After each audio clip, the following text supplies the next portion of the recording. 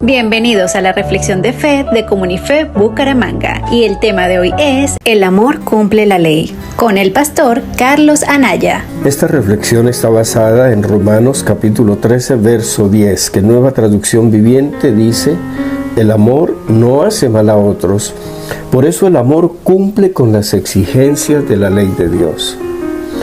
El glorioso Evangelio de la gracia de Dios es, de acuerdo con la Escritura misma, el poder de Dios para salvación de los que creen, y produce en el creyente como fruto una vida gloriosa, victoriosa y santa.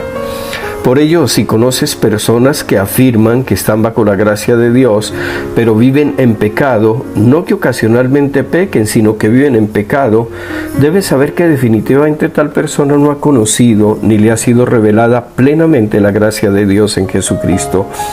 Porque ¿cómo podrían estar bajo la gracia cuando la Biblia misma dice en Romanos 6:14 que el pecado no tendrá dominio sobre aquellos que no están bajo la ley, sino bajo la gracia de Dios? Tampoco es correcta la presunción de algunos creyentes y predicadores que creen que al predicar la gracia de Dios se le da a las personas una licencia para pecar como si la necesitaran. Eso no es lo que, de acuerdo con la Biblia, hace la gracia de Dios. Por el contrario, la asombrosa gracia de Dios transforma el corazón de una persona y produce verdadera santidad, porque no solamente es externa, sino también profunda e íntima, tocando los pensamientos y el corazón. La santidad es entonces, sin duda alguna, fruto de la gracia de Dios, de la obra de Dios en nuestras vidas de principio a fin, y no el resultado de nuestros propios esfuerzos o nuestras obras. La palabra para santidad en el Nuevo Testamento es la palabra griega agiasmos, que también se traduce como santificación, y sencillamente significa ser apartado. Así que en el momento mismo en que una persona recibe al Señor Jesucristo como su Señor y Salvador personal, es, aunque no lo entienda, hecho santo, es decir, santificado, apartado para Dios, y también hecho perfectamente justo a los ojos de Dios, justificado. Y aquí hay una verdad que necesitamos comprender, porque aunque no es posible para un creyente nacido de nuevo llegar a ser más justo de lo que ya es por la fe en Jesucristo, debe saber que sí está llamado a crecer cada día en santidad en la forma como vive la vida. Hay entonces de parte de Dios para todo creyente un llamado a crecer en santidad.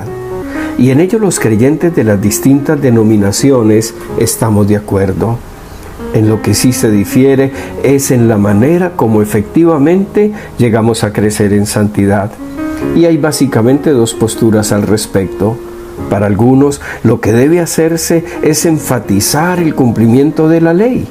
Sin embargo, esta manera de pensar ignora y contradice la palabra de Dios que nos dice en 1 Corintios 15:56 que la fuerza del pecado es la ley, o como traduce la Nueva Traducción Viviente, que la ley le da su poder al pecado.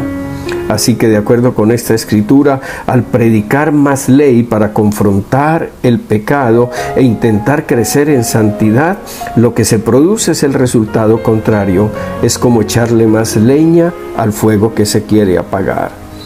La otra postura concuerda con las escrituras del Nuevo Testamento, que muestran que la manera efectiva como vencemos el poder del pecado y crecemos en santidad es siendo transformados a la imagen de nuestro Señor Jesucristo mediante crecer en la gracia y el conocimiento suyo.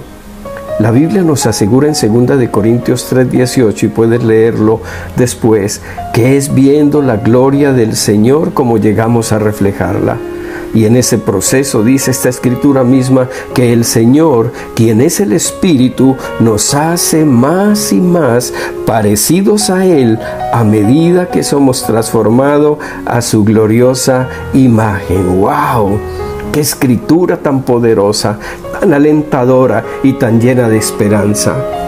Es definitivamente entonces como creyentes que vivimos bajo el nuevo pacto de la gracia y experimentamos copiosamente el amor de nuestro Señor Jesucristo, que terminamos cumpliendo de manera natural la ley de Dios.